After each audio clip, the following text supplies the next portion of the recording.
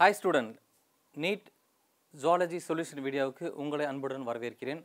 NEET தேர்வில் அதிகமாக கேட்கக்கூடிய பாடப்பகுதியிலிருந்து நம்ம வீடியோ சொல்யூஷன் பார்த்துட்டு வரோம். அந்த வகையில் இப்போ பார்க்க போகிற டாபிக் அப்படின்னு பார்த்தீங்கன்னா பெண் இனப்பெருக்க மண்டலம், ஃபீமேல் ரீப்ரொடக்டிவ் சிஸ்டம். நம்ம ஏற்கனவே ஆண் இனப்பெருக்க மண்டலம் அப்படின்னு சொல்லிட்டு பார்த்தோம். அதில் பார்த்திங்கன்னா ரொம்ப சிம்பிளாக இருக்கும். விந்தகங்கள் இருக்கும், அதன் பிறகு பார்த்திங்கன்னா துணை உறுப்புகள் இருக்கும், அதுக்கப்புறம் பார்த்திங்கன்னா துணை நாளங்கள் இருக்கும், துணை சுரப்பிகள் இருக்கும், அதுக்கப்புறம் பார்த்திங்கன்னா ஆண்குறி இருக்கும். ஆனால் அதை கம்பேர் பண்ணும்போது பெண் இனப்பெருக்க மண்டலம் ரொம்ப சிக்கலானது. ஏன் சிக்கலானது அப்படின்னு சொன்னால் இதில் நிறைய உறுப்புகள் அடங்கி இருக்குது. அது காம்ப்ளெக்ஸாக இருக்கிறதுனால தான் பார்த்திங்கன்னா ரொம்ப சிக்கலானது அப்படின்னு சொல்கிறோம். அதில் என்னென்ன இருக்குது, அதோடைய வேலைகள் என்ன அப்படின்றத நம்ம விரிவாக பார்க்கலாம். வாங்க கான்செப்டுக்குள்ளே போகலாம். பெண் இனப்பெருக்க மண்டலத்தில் முதன்மையாக இருக்கக்கூடியது அப்படின்னு பார்த்தீங்கன்னா அண்டகங்கள் தான். அண்டகத்தில் தான் அண்ட செல் உற்பத்தி செய்யப்படுகிறது. அதில் பார்த்திங்கன்னா ஓரிணை அண்டகங்கள் இருக்குது. இந்த படத்தில் பார்க்கலாம். இங்கே ஒன்று லெஃப்ட்டு ரைட்டு அப்படின்னு பார்த்திங்கன்னா ஓரிணை அண்டகங்கள் இருக்குது. அண்டகத்துக்கு அப்புறம் பார்த்திங்க அப்படின்னா இங்கே இருந்து இருக்கக்கூடிய அண்ட நாளங்கள் இருக்குது. அதுவும் பார்த்திங்கன்னா ஓரிணை அண்ட நாளங்கள் இருக்குது.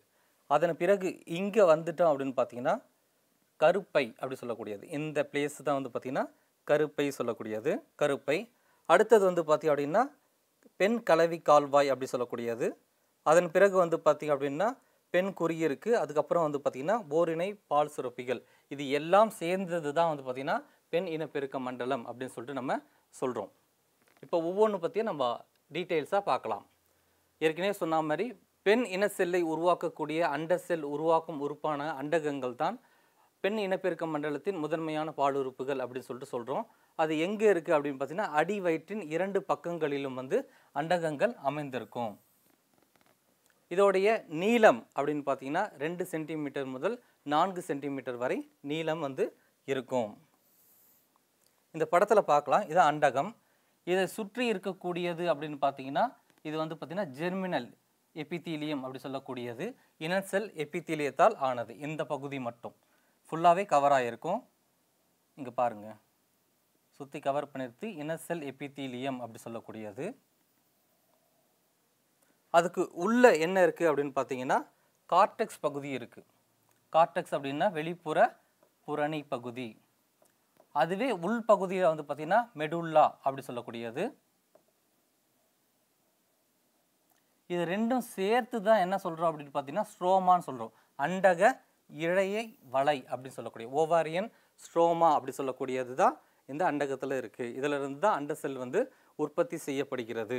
இப்போ துணை உறுப்புகள் அப்படின்னு சொல்லிட்டு அண்டகம் தான் முதன்மையான பாலுறுப்பு பெண் இனப்பெருக்க மண்டலத்தில்னு சொல்லிட்டோம். அதுக்கு துணை புரியக்கூடிய உறுப்புகள் என்னென்ன அப்படின்னு பார்த்தீங்கன்னா ஃபெலோப்பியன் நாளங்கள். ஃபெலோப்பியன் நாளங்கள், கருப்பை, கலவி கால்வாய், செர்விக்ஸ் கெனால், இது எல்லாமே சேர்ந்து பார்த்திங்கன்னா துணை உறுப்புகள் அப்படின்னு சொல்லிட்டு சொல்கிறோம்.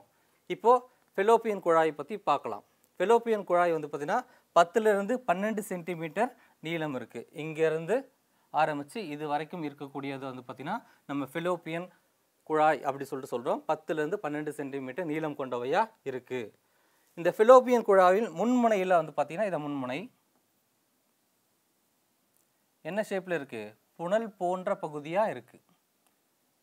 அதுக்கு பேர் பார்த்திங்கன்னா புனலுரு அப்படி சொல்லக்கூடியது. புனலுரு அப்படின்னா இன்ஃபென்டிபுலம் அப்படி சொல்லக்கூடியது. புனல் மாதிரி இருக்கிறதுனால தான். இதனுடைய விரல் நீட்சிகள் போன்ற விளிம்பில் பார்த்திங்கன்னா விரல் நீட்சி போன்ற நுண்ணீட்சிகள் இருக்குது. 2 பக்கமும் இருக்கும் நுண்ணீட்சிகள் அப்படி சொல்லக்கூடியது. ஒருவேளை அண்டம் செல் அண்டகத்திலிருந்து வெளியிட்டால் பார்த்திங்கன்னா இதை கேப்சர் பண்ணுறதுக்காக இந்த நுண்ணீட்சிகள் பயன்படுகிறது. கரெக்டாக அந்த அண்டம் விடுபட்ட உடனே பார்த்திங்கன்னா அது கேப்சர் பண்ணணும். கரெக்டாக கேப்சர் பண்ணால் தான் இது இன்ஃபென்டிபுலம் போயிட்டு இப்படியே ஆம்புலா போயிட்டு இஸ்துமஸ் போயிட்டு கருப்பையில் அது அட்டாச் ஆகணும். ஸோ அந்த நுண்ணீட்சிகள் அந்த அண்ட செல்லை கரெக்டாக கேட்ச் பிடிக்கிறதுக்காக பார்த்திங்கன்னா இருக்கிறது அப்படின்னு சொல்லிட்டு சொல்கிறோம். இந்த புனலுரின் வாய் பகுதி, இது புனலுரு, இதோடைய வாய் பகுதி அப்படின்னு பார்த்தீங்கன்னா ஆம்புல்லாவாக விரிவடைகிறது. இது வரைக்கும் ஆம்புல்லாவாக விரிவடைகிறது. இது அகன்ற பகுதி அப்படி சொல்லக்கூடியது. இது நடுப்பகுதின்னு அப்படி சொல்கிறோம். இதற்கு அடுத்து இருக்கக்கூடியது பார்த்தீங்கன்னா இஸ்துமஸ் அப்படி சொல்லக்கூடியது, லாஸ்ட் கடைசி பகுதி. இது என்ன பண்ணுது அப்படி சொன்னோன்னா இந்த இன்ஃபென்டிபுலம் ஆம்புலாவையும் பார்த்தீங்கன்னா இது கருப்பை யூட்ரஸ் சொல்லக்கூடியது. இது கூட வந்து பார்த்தீங்கன்னா சேர்க்கக்கூடிய வேலையை வந்து இந்த இஸ்துமஸ் வந்து பண்ணுது. இது வந்து தடித்த சுவரினால் ஆனது அப்படின்றத நம்ம வந்து தெரிஞ்சுக்கிறோம். அடுத்தது வந்து பார்த்தீங்கன்னா நம்ம யூட்ரஸ் பற்றி பார்க்க போகிறோம். கருப்பை அப்படி சொல்லக்கூடியது. இந்த கருப்பை அப்படின்னு பார்த்தீங்கன்னா 3 அடுக்குகளால் ஆனது. 3 அடுக்குனால் ஆன கருப்பை இருக்குது. இங்கே தான் வந்து பார்த்தீங்கன்னா என்ன ஆகும், கரு வந்து பதித்தல் வந்து நடைபெறும். அது எந்த அடுக்கில் வந்து கரு பதியுது அப்படின்னு சொல்லிட்டு பார்க்கலாம். வெளிப்புற அடுக்கு அப்படின்னு பார்த்தீங்கன்னா இங்கே இருக்கக்கூடியது. இங்கே இருக்கக்கூடியது வந்து பார்த்தீங்கன்னா பெரிமெட்ரியம் அப்படி சொல்லக்கூடியது. பெரி அப்படின்னு சொன்னோன்னா வெளியே அர்த்தம். பெரிமெட்ரியம். பெரின்றது தமிழில் வெளி அடுக்கு. வெளியின் மீனிங் இந்த பெரிமெட்ரியம் வந்து பார்த்தீங்கன்னா மெல்லிய தசையிலான அளவு, மெல்லியதாக இருக்கும். அதுக்கு இன்னொரு பேர் வந்து பார்த்தீங்கன்னா ஊனீர் சவ்வு அப்படின்னு சொல்லிட்டு நம்ம சொல்கிறோம். அடுத்தது இருக்கக்கூடியது வந்து பார்த்தீங்கன்னா நடு அடுக்கு. இங்கே இருக்கக்கூடியது அதாவது பார்த்தீங்கன்னா மயோமெட்ரியம். மயோமெட்ரியம் மயோனா மிடில்னு சொல்கிறோம், நடு அடுக்கு அப்படி சொல்லக்கூடியது.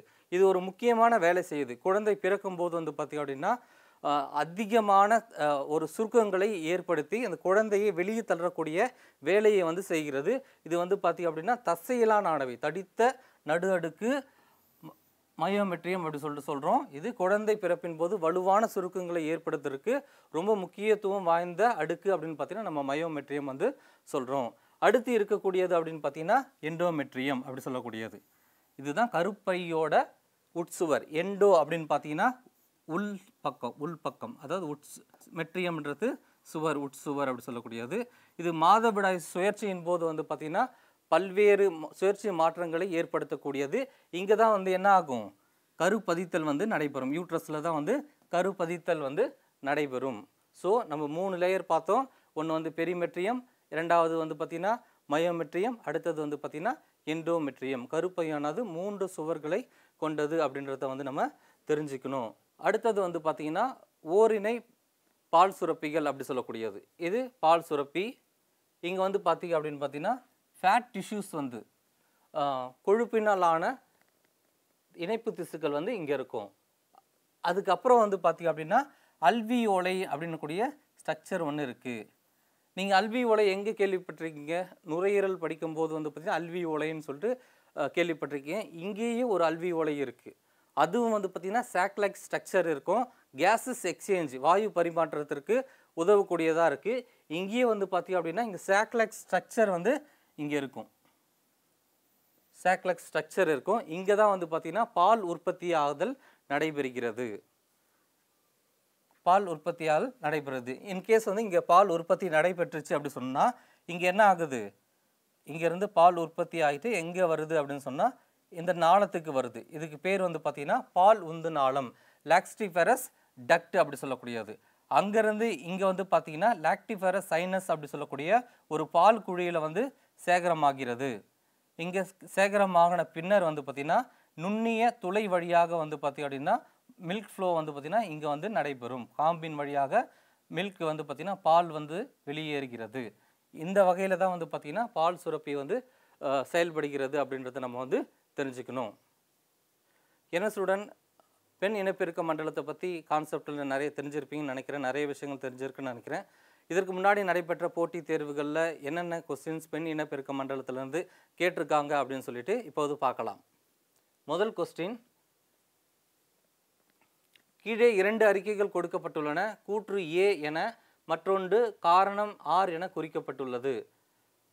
என்ன அப்படின்னு சொல்லிட்டு பார்க்கலாம். கூற்று ஏ, கூற்று பி வந்து என்ன அப்படின்னு சொல்லிட்டு நம்ம பார்க்கலாம். கூற்று ஏ, பிளாஸ்டோசிஸ்ட் நிலையில் கரு பதித்தலுக்கு எண்டோமெட்ரியம் அவசியம் அப்படி சொல்லிட்டு சொல்லியிருக்காங்க. அதற்கு காரணம் கொடுக்குற காரணம் வந்து பார்த்திங்கன்னா கருத்தரித்தல் நடைபெறாத நிலையில் கார்பஸ் லூட்டியம் சிதைந்து எண்டோமெட்ரியத்தின் சிதைவை ஏற்படுத்துகிறது. சரியா? இந்த 2 கூற்று காரணத்தில் விருப்பங்களிலிருந்து சரியான பதிலை வந்து தேர்ந்தெடுக்கணும் அப்படி சொல்லிட்டு சொல்கிறாங்க. சரியான பதிலை தேர்ந்தெடுக்க அப்படின்னு சொல்லிட்டு சொல்கிறாங்க.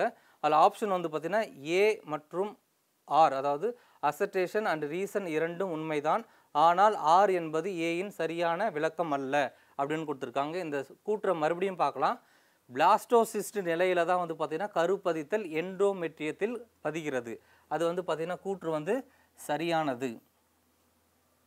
ஏன்னா பிளாஸ்டோசிஸ்ட் கருப்பை உட்சுவரில் தான் வந்து கருப்பதித்தல் நடைபெறும். ஆனால் இதுக்கான காரணம் என்ன பார்த்தீங்க அப்படின்னா, கருத்தரித்தல் நடைபெறாத நிலையில் கார்பஸ் லூட்டியம் சிதைந்து எண்டோமெட்ரியத்தின் சிதைவை ஏற்படுத்துகிறது. இதோட இந்த ஸ்டேட்மெண்ட்டும் வந்து பார்த்தீங்கன்னா கரெக்டு. ஆனால் என்ன கவனிக்கணும் அப்படி சொன்னால், இந்த கூற்றை எக்ஸ்பிளைன் பண்ணுற மாதிரி இந்த காரணம் வந்து இருக்கணும். ஆனால் வந்து பார்த்தீங்கன்னா என்னது இருக்குது, ஆனால் இந்த பிளாஸ்டோசிஸ் நிலையில் வந்து பார்த்தீங்கன்னா கருப்பதித்தல் பற்றி சொல்லுது. இங்கே கருத்தரித்தல் நடைபெறாத நிலையில் கார்பஸ் லூட்டியம் சிதைந்து எண்டோமெட்ரியத்தின் சிதைவை ஏற்படுத்துகிறது அப்படின்னு பார்த்தீங்கன்னா மென்சுரல் சைக்கிள் மாதவிடாய் நிலையை வந்து குறிப்பிடுகிறது. இதுக்கு ஏன் இந்த கார்பஸ் லூட்டியம் சிதைகிறது அப்படின்னு பார்த்தீங்கன்னா, புரொஜெஸ்டிரான் லெவல் வந்து குறையிறதுனால வந்து பார்த்தீங்கன்னா இந்த எண்டோமெட்ரியத்தின் சிதைவு வந்து ஏற்படுத்துகிறது. ஆனால் அதனால் வந்து பார்த்தீங்க அப்படின்னா இது ஸ்டேட்மெண்ட்டும் காரணமும் வந்து பார்த்தீங்கன்னா கரெக்டு. ஆனால் வந்து பார்த்தீங்கன்னா இது சரியான விளக்கம் அல்ல. ஆர் என்பது ஏயின் சரியான விளக்கம் என்பது அல்லன்றது தான் கரெக்டான விடை. இது கருப்பதித்தலை பற்றி சொல்லுது, இது வந்து மாதவிடாய் பற்றி சொல்லுது. ஆனால் ஸ்டேட்மெண்ட் வந்து கரெக்டு தான், ஆனால் இதோடைய சரியான ரீசனை வந்து சொல்லலை அப்படின்றதுனால வந்து பார்த்திங்கன்னா ஆப்ஷன் 1 வந்து பார்த்திங்கன்னா சரியான விடை. இப்போ அடுத்த கொஸ்டினுக்கு போகலாம். இந்த பெண் இனப்பெருக்க மண்டலம் கொடுத்துருக்காங்க. இதில் கரெக்டாக இருக்கக்கூடிய 1லேருந்து 6 வரைக்கும் கொடுத்துருக்காங்க. ஏதாவது 3 வந்து சரியாக பொருந்தி வருதா அப்படின்னு சொல்லிட்டு பார்க்க சொல்லியிருக்காங்க. எதில் வந்து கரெக்டாக மேட்ச் ஆகுதுன்னு சொல்லிட்டு நம்ம பார்க்கலாம். ஃபஸ்ட்டு 1 வந்து பார்த்திங்க அப்படின்னா இங்கே 1 கொடுத்துக்கிறது வந்து பார்த்திங்கன்னா இங்கே கொடுத்துருக்காங்க. இதுக்கு பேர் என்னது, எண்டோமெட்ரியம். எண்டோமெட்ரியம். இங்கே பாருங்கள் 2 என்ன கொடுத்துருக்காங்க அப்படின்னா வெளியில் இருக்கக்கூடியது. வெளியில் இருக்கக்கூடியது அப்படி சொன்னால் பெரிமெட்ரியம். 2 வந்து பெரிமெட்ரியம், வெளியடுக்கு. பெரினா வெளியன்னு சொன்னோம், பெரிமெட்ரியம் கொடுத்துருக்காங்க. 3 வந்து பார்த்தீங்க அப்படின்னு பார்த்தீங்கன்னா புனலுரு அப்படி சொல்லக்கூடியது, இன்ஃபண்டிபுலம். இன்ஃபண்டிபுலம்.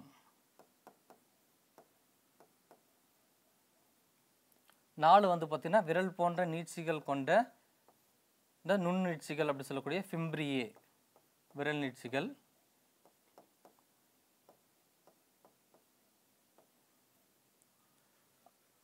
5வது எடுக்கும் அப்படின்னு பார்த்தீங்கன்னா செர்விக்ஸ் கொடுத்துருக்காங்க.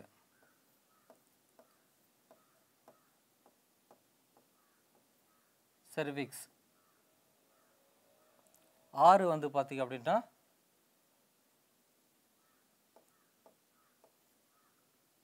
வெஜைனா.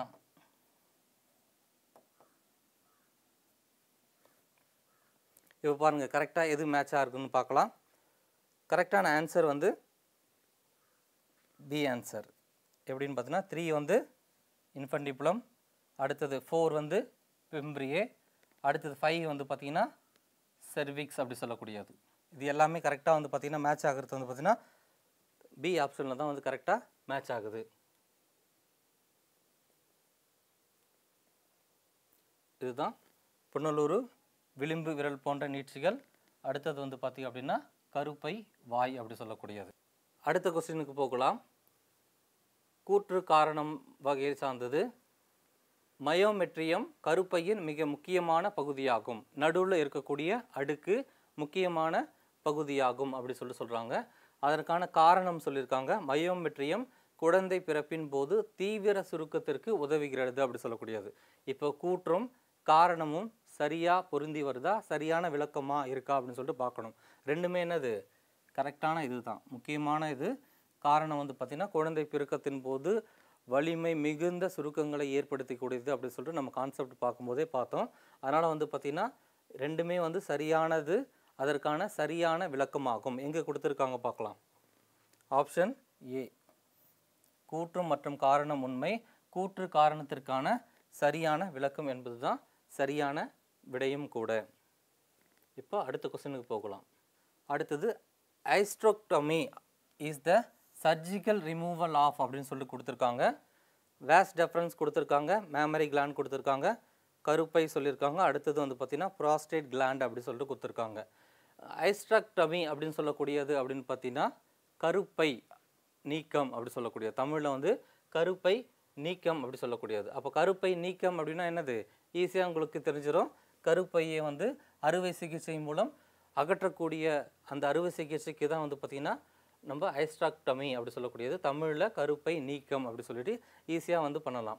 அப்போது வாஸ் டெஃபரன்ஸ் என்ன, பால் சுரப்பிகள் நீக்கினா என்ன வரும், ப்ராஸ்டேட் சுரப்பி நீக்கினா என்ன, அந்த சிகிச்சைக்கு பேர், அந்த அறுவை சிகிச்சைக்கு பேர், அதுக்கோட டேர்ம் என்ன அப்படின்னு சொல்லிட்டு நம்ம இப்போ டீட்டெயிலாக பார்க்கலாம். ஒரு வேளை நம்ம பால் சுரப்பியை வந்து நீக்கணும் அப்படின்னு பார்த்தீங்கன்னா அதுக்கு பேர் வந்து பார்த்திங்கன்னா மேமக்டோமி அப்படி சொல்லக்கூடியது. பால் சுரப்பையை அறுவை சிகிச்சை மூலமாக நீக்கக்கூடிய அறுவை சிகிச்சைக்கு மேமக்டமி அப்படி சொல்லக்கூடியது. அடுத்தது வந்து பார்த்திங்கன்னா ஒரு வேளை ப்ரோஸ்டேட் கிளாண்டை வந்து நீக்கணும் அப்படி சொன்னோம்னா அதுக்கு பேர் வந்து ப்ரோஸ்டேக்டமி அப்படி சொல்லக்கூடியது. அந்த ப்ரோஸ்டேட் கிளாண்டை வந்து அறுவை சிகிச்சை மூலம் நீக்கணும் அப்படி சொன்னால் அது ப்ரோஸ்டேக்டமி அப்படி சொல்லக்கூடியது.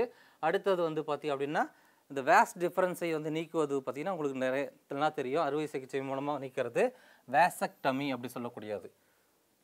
வேசக்டமின்னா அந்த விந்து வருவதை வந்து பார்த்திங்கன்னா அந்த வேஸ் டிஃபரன்ஸ் பகுதியில் வந்து பார்த்திங்கன்னா அறுவை சிகிச்சை மூலம் இது பண்ணுவாங்க. அதுக்கப்புறம் வந்து பார்த்திங்கன்னா அவங்களால வந்து கருத்தரிக்க முடியாது, விந்து வந்து அந்த சைடு வேஸ் டெஃபரன்ஸை தாண்டி வராது. அதுக்கு முன்னாடியே வந்து அறுவை சிகிச்சை மூலம் வேஸ் டிஃபரன்ஸை வந்து அறுவை சிகிச்சையின் மூலமாக வந்து பார்த்திங்கன்னா நீக்கப்படும் நிகழ்வு தான்.